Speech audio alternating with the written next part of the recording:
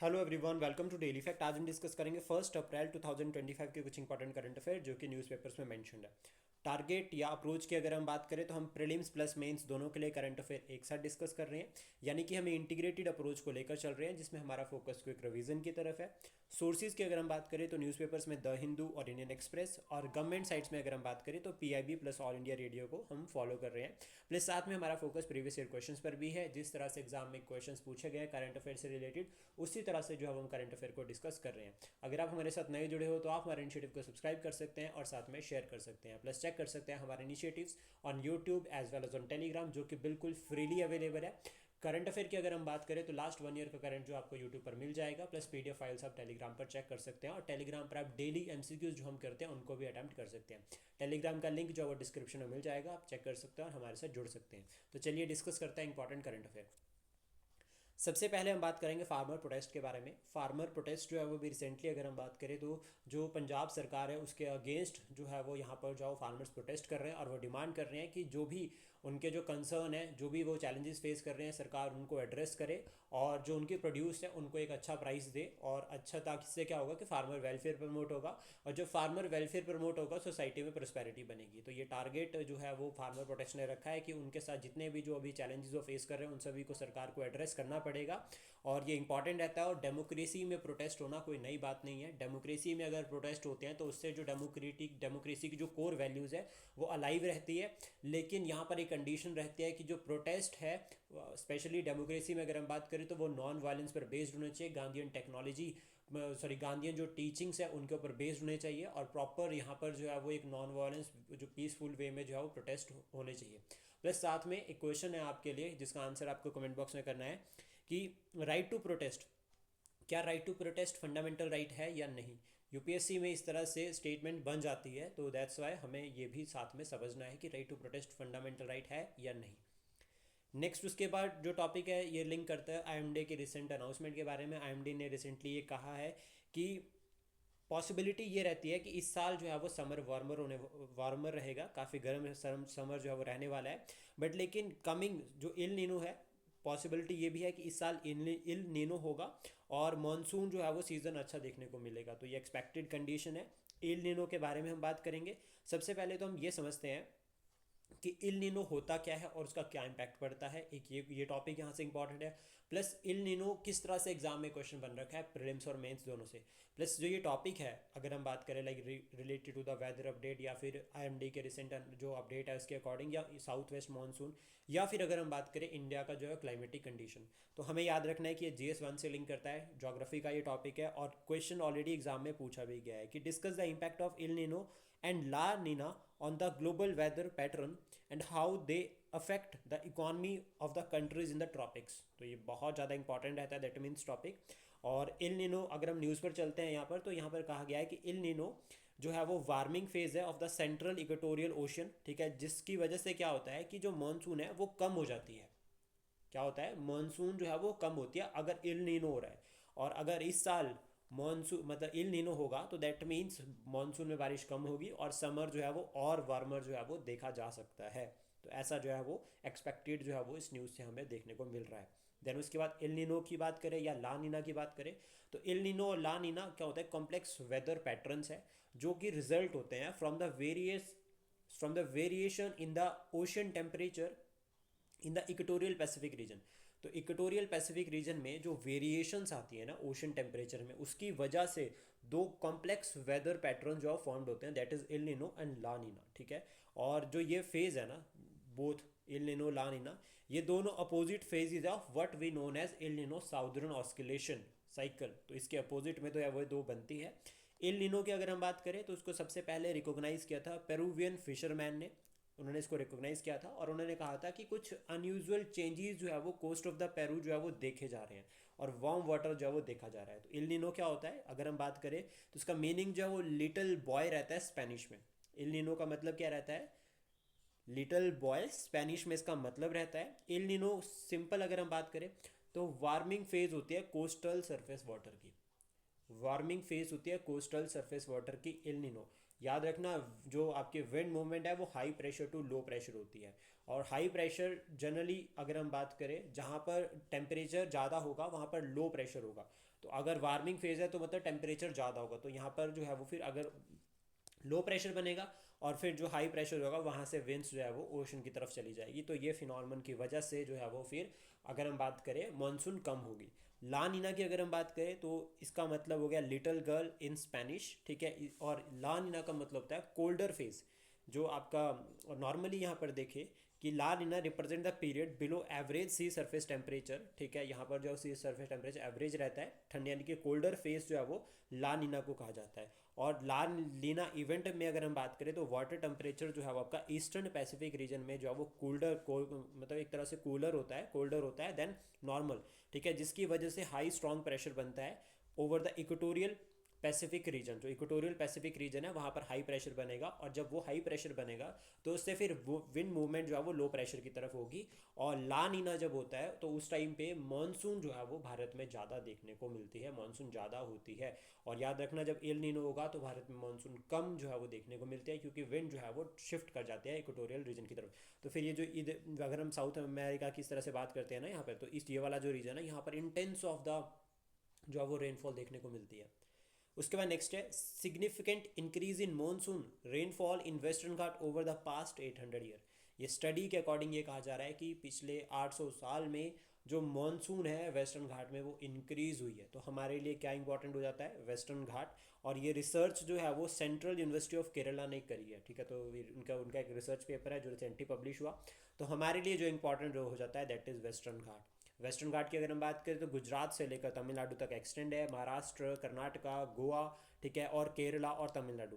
तमिलनाडु में अगर हम बात करें तो वेस्टर्न घाट और ईस्टर्न घाट दोनों मिलते हैं नीलगिरी हिल्स में, ठीक है। ये हमें याद रखना है। वेस्टर्न घाट में जो हाईएस्ट पीक है वो आप कमेंट बॉक्स में बता सकते हैं। प्लस साथ में आपको ये भी याद रखना है कि वेस्टर्न घाट जो वन ऑफ द ओल्डेस्ट जो है वो ब्लॉक माउंटेन्स है, और western Ghat block in nature, एक पॉइंट ये हो गया। सेकंड उसके बाद आपको यहाँ पर याद रखना है कि यहाँ पर जो वेजिटेशन है वो आपको जो है वो एवरग्रीन से लेकर ड्राई डेसिडियस तक देखने को मिलेगी। और वेस्टर्न घाट जो है वो स्लाइटली जो है वो हायर इन एलिवेशन है एज़ कम्पेयर टू ईस्टर्न घाट। और अगर हम एलिवेशन के पॉइंट ऑफ व्यू से बात करें तो जो वेस्टर्न घाट की एलिवेशन है ना पीक्स की अगर हम बात करें तो नॉर्थ से लेकर यहाँ साउथ की तरफ इंक्रीज होती है। ये भी एक की पॉइंट है जो आपको याद रखना है। देन उसका अदर अगर हम बात करें तो वेस्टर्न घाट को सह्याद्री कहा जाता है महाराष्ट्र में, जो कि लोकल नेम है, ठीक है।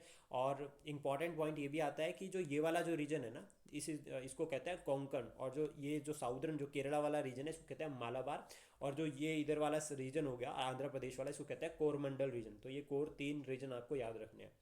देन उसके बाद यहाँ पर अगर हम बात करें जो आपका ये वेस्टर्न घाट है इनको जो है वो यूनेस्को वर्ल्ड हेरिटेज साइट भी जो है वो डिक्लेयर किया गया है, यूनेस्को वर्ल्ड हेरिटेज साइट। और one of the 8 biodiversity hotspot है। भारत में अगर हम बात करें तो टोटल 4 है, और वर्ल्ड पे अगर हम बात करें बायोलॉजिकल डाइवर्सिटी के पॉइंट ऑफ व्यू से तो 8 जो है वो वर्ल्ड लेवल पर है। और भारत में जो है वो ये हमें याद रखना है कि टोटल 4 है, और 4 में से जो है वो एक बायोडाइवर्सिटी हॉटस्पॉट जो है वो वेस्टर्न घाट भी है। देन उसके बाद वेस्टर्न घाट में अगर रिवर्स की बात करें कि कौन कौन सी रिवर्स जो है वो वेस्टर्न घाट से फ्लो करती है वेस्ट की तरफ, ठीक है, वेस्ट की तरफ यहाँ पर बात की जा रही है। तो पेरियार, ठीक है, ब्रथापुजा, नेत्रावती, शर्थावती और मंदोवी, ये कुछ इंपॉर्टेंट रिवर्स। अदर रिवर्स की अगर हम बात करें जो वेस्ट फ्लोइंग है तो उसमें नर्मदा रिवर और तापी, ये दो इंपॉर्टेंट नदियों के नाम याद रखना है, नर्मदा रिवर और तापी। ये जो है वो वेस्ट की तरफ ड्रेन करती है। लूनी रिवर भी वेस्ट की तरफ ड्रेन करती है, बट लेकिन वो डिसअपेयर हो जाती है रन ऑफ कच्छ में। वाइल्ड लाइफ की अगर हम बात करें तो Nilgiri tahr, lion tail macaque जो है वो आपका अगर मैक्यू की अगर हम बात करें तो आपको वेस्टर्न घाट में देखने को मिलेगा। और इसके बाद अगर हम बात करें तो 325 जो कि ग्लोबली थ्रेटन्ड स्पीशीज़ है वो आपको वेस्टर्न घाट में देखने को मिलेगी। तो वेस्टर्न घाट एक ऐसा रीजन है जहाँ पर स्पीशीज़ रिचनेस भी है लेकिन थ्रेट भी उतना ही है उनको, उन स्पीशीज़ को। देन उसके बाद प्रोटेक्टेड एरियाज़ की अगर हम बात करें तो नीलगिरी बायोस्फीयर रिजर्व जो है वो वेस्टर्न घाट का पार्ट है, ठीक है। और नीलगिरी बायोस्फीयर रिजर्व की अगर हम बात करें तो फर्स्ट बायोस्फीयर रिजर्व भी है जो कि man and biosphere reserve programme के अंडर भी आता है। उसके बाद साइलेंट वैली नेशनल पार्क, ये भी एक प्रोटेक्टेड साइट है। और अगर हम बात करें ये केरला में है, याद रखना है, साइलेंट वैली नेशनल पार्क। और ये लास्ट ट्रेस जो है वो ऑब्जर्व किया जाता है वर्जिन ट्रॉपिकल एवरग्रीन फॉरेस्ट के भारत में, तो ये इंपॉर्टेंट रहेगा। प्लस नीलगिरी बायोस्फीयर रिजर्व की अगर हम बात करें तो उसमें जो है वो आपका एक नगर होल जो है वो टाइगर रिजर्व जो है इंक्लूड होता है, और नगर होल जो है एवरग्रीन फॉरेस्ट है। Deciduous forest of Bandipur national park, ठीक है, ये इंपॉर्टेंट। और वयांद और मदुमलई नेशनल पार्क जो केरला और तमिलनाडु में है, ये भी जो है वो आपका वेस्टर्न घाट या फिर नीलगिरी बायोस्फीयर रिजर्व का पार्ट है, तो आपको ये भी याद रखना है। तो दो इंपॉर्टेंट बायोस्फीयर रिजर्व हो गए, नीलगिरी बायोस्फीयर रिजर्व और साइलेंट वैली नेशनल पार्क। 13 जो है वो यहाँ पर नेशनल पार्क्स है और सेवरल वाइल्ड लाइफ सेंचुरीज, तो हमें ये की पॉइंट्स जो है वो याद करके रखने हैं। देन उसके बाद इंपॉर्टेंट पासिस की अगर हम बात करें कि जो वेस्टर्न घाट में है, तो देखो सबसे पहले आता है थलगढ़ पास, ये मुंबई टू नासिक है। भोरघाट पास की अगर हम बात करें तो पुणे, मुंबई टू पुणे विया खोपोली। पल पलघट पास की अगर हम बात करें, पलघाट, तो ये जो है वो आपका कनेक्ट कर रहा है कोयम्बटूर को, तमिलनाडु को, टू पलखट केरला में। अम्बा घाट पास की अगर हम बात करें तो रत्नागिरी डिस्ट्रिक्ट को कोल्हापुर से कनेक्ट कर रहा है।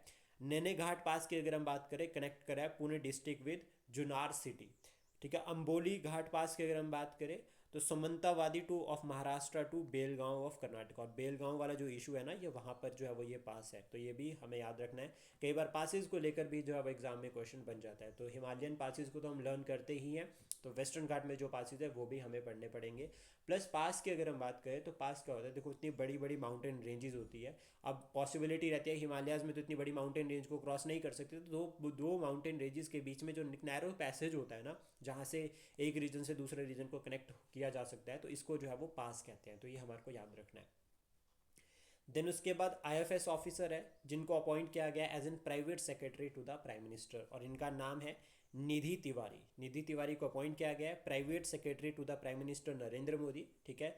और मिनिस्ट्री ऑफ पर्सनल ने जो है उनको अपॉइंट किया रिसेंटली, ये 2014 बैच आईएफएस ऑफिसर है, इंडियन फॉरेन सर्विसेज ऑफिसर। और करंटली अगर हम बात करें तो ये सर्व करे थे deputy secretary in the prime minister office, तो उसके बाद अभी इनकी अपॉइंटमेंट कब कहाँ पर होगी है, पर private secretary to prime minister, तो ये इंपॉर्टेंट रहेगा और मोटिवेशन के फॉर्म में भी हम इसको जो है वो देख सकते हैं इस न्यूज़ को। उसके बाद नेक्स्ट है India US tri service exercise, जो कि 1 अप्रैल से लेकर 13 अप्रैल तक होगी, और ये ट्राई सर्विस एक्सरसाइज का नाम है humanitarian assistance and disaster relief exercise, ठीक है। टाइगर ट्रिम्प जो है वो उसको कहा जाता है एक तरह से, टाइगर ट्रिम्प। और अदर एक्सरसाइजेज की अगर हम बात करें जो कि इंडिया और यूएस के बीच में होती है, दैट इज युद्धाभ्यास, वज्र प्रहार, कोप इंडिया और मालाबार। मालाबार में अगर हम बात करें तो जापान, इंडिया, यूएसए और ऑस्ट्रेलिया, ये चारों जो है वो इसमें इन्वॉल्व है, और ये चारों को क्वाड मेंबर भी कहा जाता है। एक तो ये हो गया टर्म। देन उसके बाद एक I2U2 करके भी ग्रुप है, ठीक है, इंडिया, इजराइल, यूएसए और यूएई, इसको न्यू क्वाड भी कहा जाता है, तो ये भी आपको याद रखना है। देन उसके बाद new education policy in the classroom from policy to practice, ये एडिटोरियल है और बहुत ज़्यादा इंपॉर्टेंट एडिटोरियल है, जो लिंक करता है एक तरह से फाउंडेशनल लिटरेसी एंड न्यूमेरेसी के साथ, फाउंडेशनल लिटरेसी एंड न्यूमेरेसी के साथ। यहाँ पर हम बात करेंगे जो चैलेंजेस फेस कर रहे हैं, पॉजिटिव डेवलपमेंट, और क्या जो है वो सोल्यूशन या रिकमेंडेशन रह सकती है। तो देखो न्यू एजुकेशन पॉलिसी जिसको इंट्रोड्यूस किया गया था 2020 में, ये प्रायोरिटाइज कर रही है universal acquisition of foundational literacy and numeracy by the end of class 2, ठीक है। फाउंडेशनल स्टेज की अगर हम बात करें तो वो एजेस 3 से 8 ईयर तक रहती है। अभी यहाँ पर गवर्नमेंट एफर्ट्स की अगर हम बात करते हैं तो स्टेट गवर्नमेंट और सेंट्रल गवर्नमेंट दोनों ने जो है वो यहाँ पर जो है वो हैविली इन्वेस्ट किया है, ठीक है, ताकि जो हमारा ये फाउंडेशनल लिटरेसी एंड न्यूमेरेसी जो हमने इनिशिएटिव जो रखा है इसको हम अचीव कर सके, जो हमारा ये टारगेट है इसको फुलफिल कर सके।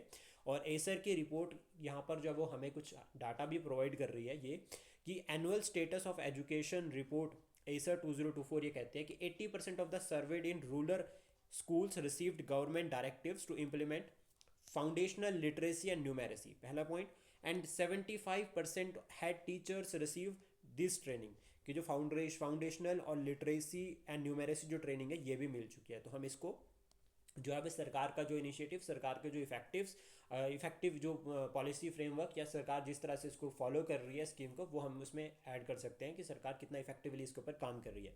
इसमें पॉजिटिव अवेयरनेस क्या रहती है कि teacher to understand the importance of FLN, ठीक है, यानी कि foundational literacy and numeracy, plus साथ में यहाँ पर कोशिश की जा रही है ऑब्जर्वेशन ऑफ 8 स्टेट्स, मतलब ऑलमोस्ट जो है वो उसमें क्या कैलकुलेशन के लिए हमने क्या किया है कि 8 स्टेट को ऑब्जर्व किया है प्रॉपर पूरा, और साथ में ये भी अंडरस्टैंडिंग की जा रही है कि किस तरह से और बेहतर जो है वो इसमें किया जा सकता है। अब लेकिन इसमें चैलेंजेस भी हैं, कुछ इसकी इम्प्लीमेंटेशन में कुछ चैलेंजेस रेज हो रहे हैं जो कि एडिटोरियल में बताए गए हैं। तो सबसे पहला आता है कंटेक्सचुअल वेरिएशन। कंटेक्सचुअल मतलब क्लासरूम्स रियलिटी, और जो अगर हम बात करें जो क्लासरूम में जो पढ़ाया जा रहा है, classroom reality differ significantly based on the local context, कि जिस तरह से लोकली अगर हम बात करें तो वो क्लासरूम में और जो लोकल जो रियलिटी है उसमें एक डिफरेंस जो है वो देखा जा रहा है। ठीक है, इसके लिए फिर हमें जो है वो वेरियस अप्रोच को फॉलो करना पड़ेगा। और हम इसको एक पॉइंट के साथ और लिंक कर सकते हैं कि हर स्टेट में और हर रीजन में अलग तरह से जो है वो, अगर हम बात करें एजुकेशन सिस्टम या जिस तरह से हम जो ये अप्रोच को फॉलो कर रहे हैं कि मदर टंग में जो है वो हमें जो है वो लर्निंग को प्रमोट कर रहे हैं, तो वो डिफरेंट डिफरेंट वेरी कर रही है। सेकंड, उसके बाद limiting limited training follow up, मतलब टीचर्स को एक बार जो है वो ट्रेनिंग प्रोवाइड कर दी, एक तो उनके पास पहले लिमिटेड अपॉर्चुनिटीज़ है, लेकिन उसके बाद अगर हम बात करें teachers have limited opportunity to discuss the challenges during the training. ठीक है, हाइंडरिंग इफेक्टिव इंप्लीमेंटेशन। और पोस्ट ट्रेनिंग गैप भी रहते हैं, एक बार ट्रेनिंग प्रोवाइड कर दी उसके बाद अगेन दोबारा से कभी मॉक ट्रेनिंग होगी नहीं होगी, तो वो एक जो है वो कंसर्न रहता है। उसके बाद टीचर लर्निंग मटेरियल यूसेज, ठीक है, ये भी इंपॉर्टेंट रहता है अगर हम बात करें। और syllabus completion versus FLN focus, यानी कि फाउंडेशनल लिटरेसी एंड न्यूमेरेसी, एक तो ये हमारे जो ये फोकस हो गए, और दूसरा सिलेबस भी कंप्लीट करना है, तो ये भी टारगेट रहता है कि सिलेबस टीचर्स के माइंड में तो ये भी रहता है ना कि उनको सिलेबस भी साथ के साथ में कवर करना है, तो ये भी एक जो कंसर्न रहता है। पॉजिटिव डेवलपमेंट अगर हम बात करें तो इंक्रीज्ड FLN विजिबिलिटी, ठीक है, ये इंपॉर्टेंट रहता है स्पेशली टीचर्स, और मतलब यहाँ पर कहा जा रहा है कि इन स्कूल्स एंड अमंग टीचर्स जो है वो काफ़ी जो है वो इंक्रीज जो है वो, मतलब टीचर्स खुद इसमें इंटरेस्ट हो रहे हैं, एफर्ट्स दिखा रहे हैं, तो ये भी एक जो है वो पॉजिटिव जो है वो डेवलपमेंट है। प्लस साथ में इससे क्या हो कि फाउंडेशनल लर्निंग जो है वो भी इम्प्रूव जो है वो हुई है। तो बेस्ट लर्निंग जो है वो यहाँ पर जो है वो, अगर हम बात करें रिजल्ट हमें देखने को मिल रहे हैं, ऐसा जो है वो एसर की रिपोर्ट में कहा गया। लेकिन कुछ चैलेंजेस भी है। चैलेंजेस और रिकमेंडेशन या कंसर्न अगर हम बात करें तो हमें need for practice and adaptation, teachers को ये कोशिश करनी पड़ेगी, teachers need opportunities to practise and adapt new methods and materials. Plus साथ में हमें कोशिश करनी पड़ेगी कि हम जो है वो एक फ्लेक्सिबिलिटी जो है वो लेकर चले प्रॉपर पूरी, ताकि जो है वो हमारे जो प्रोग्राम्स हैं, ठीक है, जितने भी हमारे जो इनिशिएटिव हैं उनको प्रॉपर पूरा इम्प्लीमेंट करें, और हमें स्टूडेंट सेंट्रिक जो है वो एक अप्रोच को जो है वो यहाँ पर लेकर चलना है। प्लस साथ में यहाँ पर फोकस किया जा रहा है शिफ्टिंग, ठीक है, assessment focus. Assessment should be use to inform classroom practice and focus on the, अगर हम बात करें फाउंडेशनल लिटरेसी एंड न्यूमेरेसी, क्योंकि हमने टारगेट ही यही किया है, हमने टारगेट जो है वो प्रॉपर ये बनाया है। प्लस साथ में हमें सस्टेन फोकस करना पड़ेगा, ताकि जो है वो हम ये इंश्योर कर सके, ये पूरा मेंटेन रखे, ठीक है, कि children acquire these basic skills. तो ओवरऑल अगर हम बात करें तो बेसिक स्किल्स जो है वो स्टूडेंट्स को प्रोवाइड करने की बात की जा रही है, जिसमें जो है वो सबसे पहले टीचर्स की ट्रेनिंग आती है कि पहले टीचर्स को बेसिक स्किल से पूरा प्रॉपर अवेयर करवाया जाए, उसके बाद फिर वो टीचर्स जो है वो फिर स्टूडेंट्स को जो है वो प्रॉपर जो है वो क्लासरूम्स में पढ़ाएंगे, बेसिक स्किल्स जो है वो बेसिक स्किल से एनरिच करेंगे स्टूडेंट्स को एट अर्ली एज, ये भी एक टारगेट है। और साथ में उनको सिलेबस भी कंप्लीट करना है, और प्रॉपर ओवरऑल जो है वो एक होलिस्टिक वे में जो है वो एजुकेशन सेक्टर को प्रमोट करना है, ये यहाँ पर जो है वो सरकार का टारगेट है। देन उसके बाद why are the tension in the Arctic region, ये बहुत ज़्यादा इंपॉर्टेंट होने वाला है कि आर्टिक जो रीजन है वहाँ पर इतनी टेंशन क्यों है। ठीक है, तो आर्टिक की अगर हम बात करें, आर्टिक ओशियन, तो वो जो है वो जियो पॉलिटिकल हॉटस्पॉट जो है वो आज के टाइम पे बना हुआ है। क्यों? एक तो मेल्टिंग ऑफ आइस, ठीक है, due to the climate change, बर्फ़ पिघल रही है, बहुत बड़े बड़े आइस क्यूब्स जो है वो एकदम से जो है वो सी में गिर रहे हैं आर्टिक ओशियन में, और इसकी वजह से सी लेवल भी जो है वो इंक्रीज़ हो रहा है। ठीक है, ऊपर से जो आर्टिक जो ओशियन है वहाँ पर आपको अनट्रैप्ड रिसोर्सेज देखने को मिलेंगे, vast resources of oil, natural gas, rare earth minerals, ये सभी जो है वो वहाँ पर आपको देखने को मिलेंगे। प्लस ल्यूरोकेटिव फिशिंग ग्राउंड भी है, तो सभी नेशंस जिनके वहाँ पर इंटरेस्ट है, ठीक है, जो जो वहाँ पर बॉर्डर शेयर कर रहे हैं, उन सभी जो है वो कोर एक्टिव हैं आर्टिक रीजन को लेकर, कि हमें जो है वो इस रीजन में इन्वेस्टमेंट करनी है ताकि हम मैक्सिमम से मैक्सिमम रिजल्ट जो है वो लेकर आएँ। बट लेकिन इसकी वजह से जो है वो आर्टिक रीजन के ऊपर नेगेटिव इम्पैक्ट भी है देखने को मिल रहा है, और जो कंपटीशन रेज हुआ है उसकी वजह से आर्टिक जो रीजन है, आर्टिक जो ओशन है, वो बहुत ज़्यादा जो है वो इम्पॉर्टेंट हो जाता है। तो सबसे पहले अगर हम यहाँ पे बात करें रिगार्डिंग लाइक, एक तो क्लाइमेट चेंज हो गया जिसका इम्पैक्ट पड़ रहा है, उसके बाद अनटैप्ड रिसोर्सेज हो गए, और थर्ड आता है strategic trade route. Strategic trade route जो कि एक तरह से बात की जाती है कि जो आर्टिक रीजन है यहाँ से एक पैसेज है, आर्टिक रीजन से एक पैसेज है जो कि शॉर्टर ट्रेड रूट है बिटवीन एशिया एंड यूरोप, तो ये भी एक प्लस पॉइंट है। और अब अगर शॉर्टेस्ट ट्रेड रूट है तो कौन नहीं चाहेगा उसके ऊपर कंट्रोल करना, कौन नहीं चाहेगा कि वहाँ से जो है वो ट्रेड एंड कॉमर्स जो है वो उसके कंट्रोल में हो। तो यहाँ पर की प्लेयर्स और जो कन्फ्लिक्ट की अगर हम बात करें तो सबसे पहले आते हैं Arctic council. Arctic council 8 members हैं इसमें, Canada, Denmark, Finland, Iceland, Norway, Russia, Sweden और यूएस। ये 8 जो नेशंस हैं ऑलमोस्ट अगर हम बात करें तो जो आर्टिक जो रीजन है वो पूरा इनके जो है वो कंट्रोल में आता है, इनकी टेरिटरी में आता है। यूएस की अगर हम बात करें तो जो अलास्का वाला रीजन है वहाँ से यूएस जो है वो क्लेम करता है आर्टिक जो है वो रीजन के ऊपर। जो ये आर्टिक काउंसिल है इसको बनाया गया था 1996 में ओटावा डिक्लेरेशन से। इन्होंने डिसाइड किया था कि किस तरह से आर्टिक रीजन रिसोर्सेज को प्रॉपर मैनेज किया जाएगा। प्लस यहाँ पर टेरिटोरियल डिस्प्यूट रह रहे हैं। टेरिटोरियल डिस्प्यूट कैसा, ओवरलैपिंग क्लेम रहते हैं, क्योंकि कोई क्लियर यहाँ पर जो है वो एक तरह से अगर हम बात करें प्रॉपर पूरा क्लियर जो है वो एक लॉ नहीं है, ठीक है। प्रॉपर पूरा क्लियर कोई कानून ना होने की वजह से यहाँ पर जो ओवरलैपिंग क्लेम्स हैं वो रहते हैं, जिसकी वजह से टेरिटोरियल डिस्प्यूट जो है वो रेज होते हैं। और कोई प्लस साथ में जो आपका यूएन कन्वेंशन है वो भी यहाँ पर इफेक्ट होता है। प्लस उसके बाद आपको एक और पॉइंट यहाँ पर याद रखना है कि रशिया की प्रेजेंस और जिस तरह से अभी अगर हम बात करें जो मिलिट्री ग्रुप्स वहाँ पर एक्टिव है वो भी एक चैलेंज रहता है। रशिया यूक्रेन वॉर की अगर हम एक छोटा सा एग्जांपल यहाँ पर ले सकते हैं।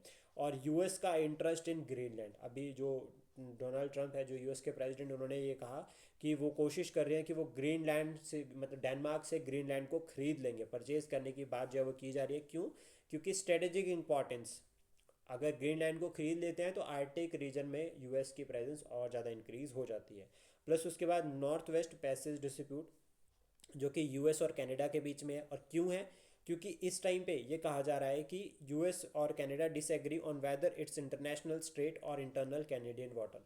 मतलब अभी ये उन दोनों के बीच डिस्प्यूट चला ही हुआ है, ठीक है। जो नॉर्थ वेस्ट पैसेज डिस्प्यूट है, क्योंकि वो एक तरह से कनाडा कहता है कि वो मेरी टेरिटरी में है, लेकिन यूएस कहता है कि नहीं भाई ये तो इंटरनेशनल पार्ट है। तो इसको लेकर काफ़ी चैलेंजेस बने हुए हैं। और ऊपर से चाइना अलग ही एक्टिव है। चाइना ये कहता है कि ये जो मैं जो हूँ नियर आर्टिक स्टेट हूँ, इसलिए मैं भी चाहता हूँ कि मुझे भी जो है वो इन जो ये सी रूट है, जो ये ट्रेड रूट है, इनसे जो है वो मुझे भी परमिशन चाहिए ट्रेड करने की, ठीक है। मुझे भी यहाँ से जो है वो एक्सेस चाहिए। और क्योंकि क्या बिहाफ रहता है, वो कहता है कि मैं नियर आर्टिक स्टेट हूँ इसलिए। कंसर्न और फ्यूचर आउटलुक क्या रह सकता है यहाँ पर? तो सबसे पहले हमें टेंशन्स को एस्केलेट करना चाहिए, ठीक है। जो मिलिट्री अगर हम बात करें, जहाँ पर जो मिलिट्री हम देखते हैं एक तरह से, ठीक है, पोस्टरिंग या फिर ओवरलैपिंग क्लेम्स हैं, इन सभी को एड्रेस करना चाहिए। जितने भी कन्फ्लिक्ट्स हैं उनको पीसफुली सॉल्व करना चाहिए, ठीक है। Lack of legal safeguards, ठीक है, अनलाइक अगर हम बात करें जैसा कि अंटार्कटिका, अंटार्कटिका की तो एक प्रॉपर प्रॉपर जो है वो पूरी ट्रीटी है कि पीसफुल पर्पस से ही जो है वो अंटार्कटिका को फॉलो किया जाएगा। आर्टिक रीजन में कोई ऐसी कॉम्प्रहेंसिव ट्रीटी नहीं है, कोई कॉम्प्रहेंसिव कानून नहीं है, तो इसलिए यहाँ पर डिमांड की जाती है कि कॉम्प्रहेंसिव ट्रीटी होना बहुत ज़रूरी रहेगी। प्लस नाटो की जो प्रेजेंस है वो जिस तरह से इंक्रीज हो रही है, तो उससे जो है वो थर्ड वर्ल्ड वॉर के चांसेस भी बन जाते हैं। तो इसका जो डायरेक्ट या इनडायरेक्ट इम्पैक्ट जो है वो आर्टिक रीजन पर भी पड़ने वाला है।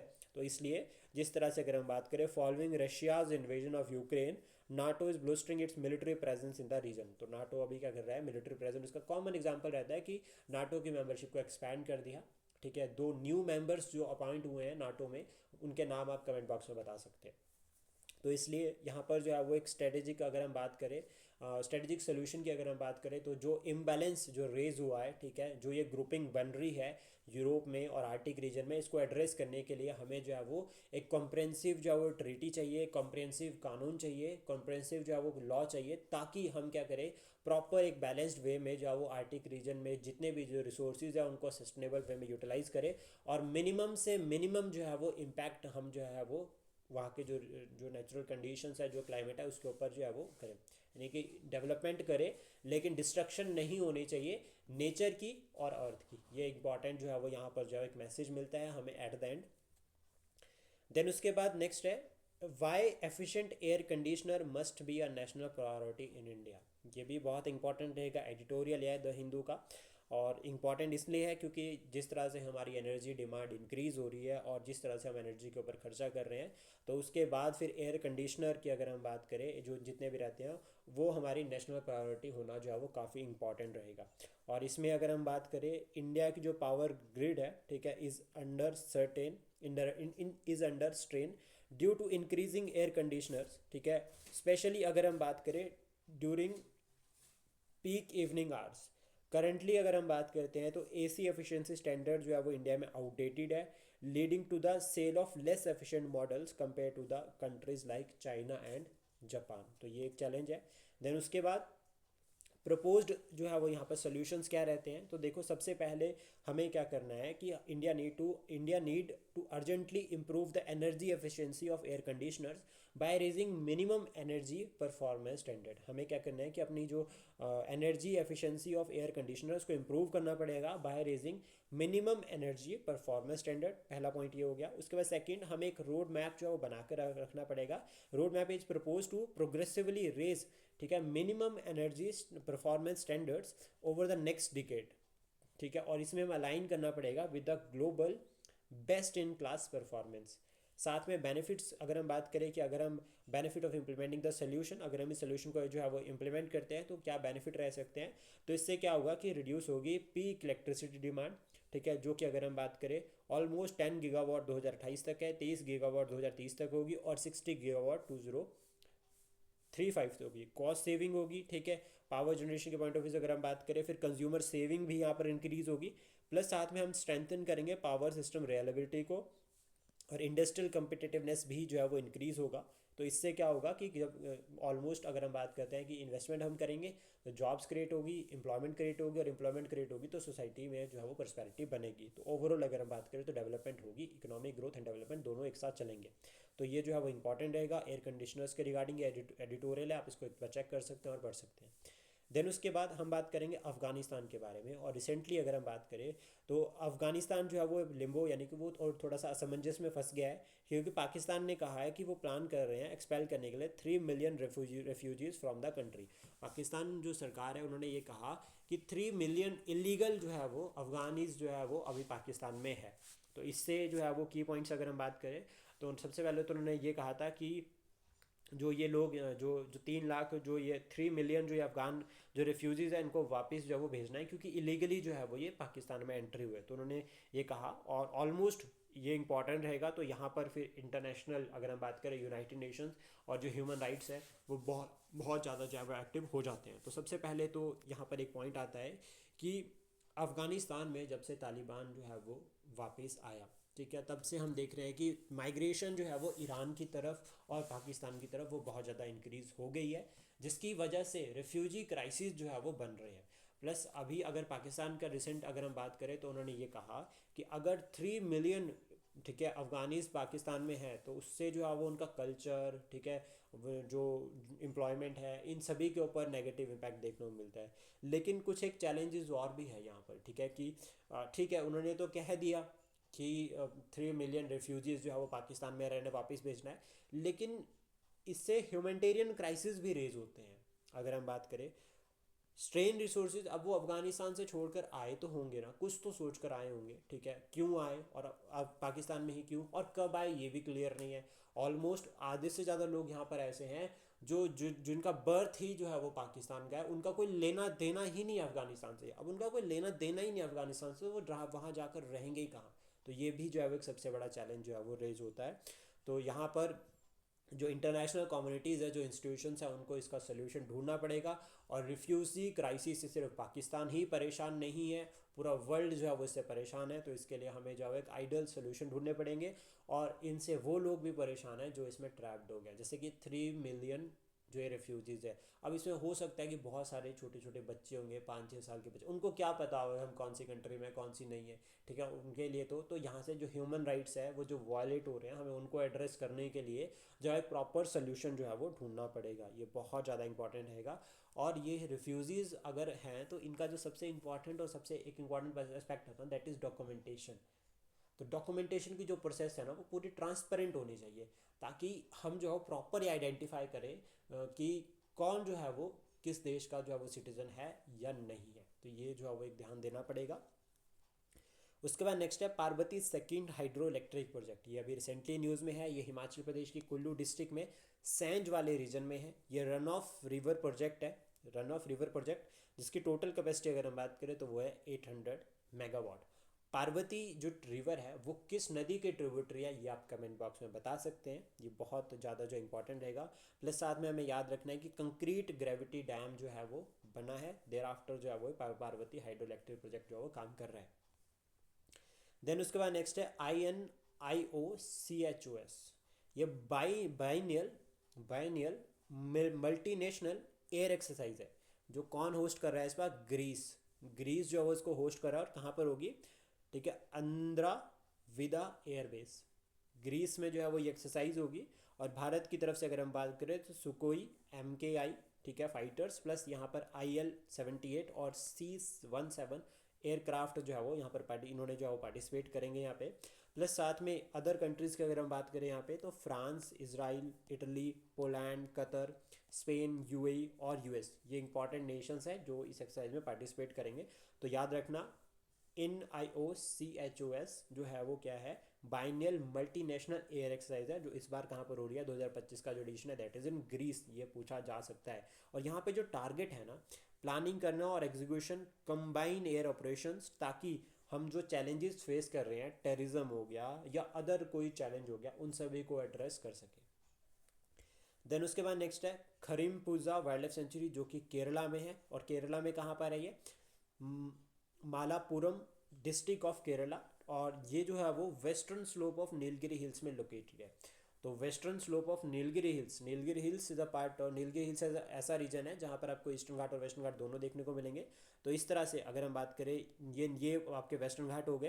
तो जो वेस्टर्न घाट की जो वेस्टर्न साइड है, यहाँ पर आपको जो है वो नीलगिरी हिल्स में जो है वो खजीमपुरा वाइल्ड लाइफ सेंचुरी देखने को मिलेगी, ठीक है। और इम्पॉर्टेंट पॉइंट ये है कि जो खजीमपुरा वाइल्ड लाइफ सेंचुरी है, बाउंड्री शेयर करती है मुकुरुथी नेशनल पार्क, जो कि तमिलनाडु में है एक साइड, ईस्टर्न साइड पे, और साइलेंट वैली नेशनल पार्क जो है वो केरला में है, ये साउदर्न साइड पर है इस वाइल्ड लाइफ सेंचुरी के। तो ये इंपॉर्टेंट रहेगा। तो देखो तीनों आपस में लिंक कर रहे हैं। देन उसका फ्लोरा की अगर हम बात करें, तो यहाँ पर आपको 7 टाइप के फॉरेस्ट देखने को मिलेंगे, जिसमें evergreen rain forest, semi evergreen forest, moist deciduous, tropical, sub tropical hill forest और sub tropical savanna, mountain wet temperate forest, mountain wet grassland. ये जो है वो 7 टाइप ऑफ फॉरेस्ट आपको यहाँ पर देखने को मिलेंगे। यानी कि फॉरेस्ट पॉइंट ऑफ व्यू से अगर हम बात करें, फ्लोरा पॉइंट ऑफ व्यू से अगर हम बात करें, तो रिच जो है वो बायोडाइवर्सिटी इस रीजन में है। फौना की अगर हम बात करें, तो यहाँ पर आपको एंडेमिक जो वेराइटीज़ है वो देखने को मिलेगी, जैसे कि Nilgiri tahr, lion tail macaque, slender loris, tiger, gaur, ये सभी यहाँ पर आपको देखने को मिलेंगे। देन उसके बाद एट द एंड कुछ क्वेश्चन डिस्कस करेंगे, और इन क्वेश्चंस के आंसर आप कमेंट बॉक्स में भी कर सकते हैं, प्लस साथ में हम भी इनको प्रॉपर एनालाइज करेंगे। वर्ल्ड थिएटर डे जो है वो एनुअली ऑब्जर्व किया जाता है 27 मार्च को। 8th state level coordination committee meeting अगर हम बात करें, जो कि RBI ने कंडक्ट करी है, ये जो है वो सिक्किम में हो गया। RBI को नेशनलाइज किया गया है 1949 में। तो आपको ये कमेंट बॉक्स में बताना है कि RBI एस्टेब्लिश्ड कौन से ईयर में हुआ है। देन उसके बाद लास्ट जो क्वेश्चन रहेगा वो रहेगा, which state topped the medal tally in the Khelo India para games 2025? तो इसका जो करेक्ट आंसर है दैट इज़ हरियाणा। प्लस आप कमेंट बॉक्स में बता सकते हैं कि खेलो इंडिया पैरा गेम्स 2025 कहाँ पर हुई थी। आई होप जो कंटेंट हमने डिस्कस किया ये आपको एग्जाम के लिए हेल्प करेगा। Thank you, please support, share and subscribe daily fact.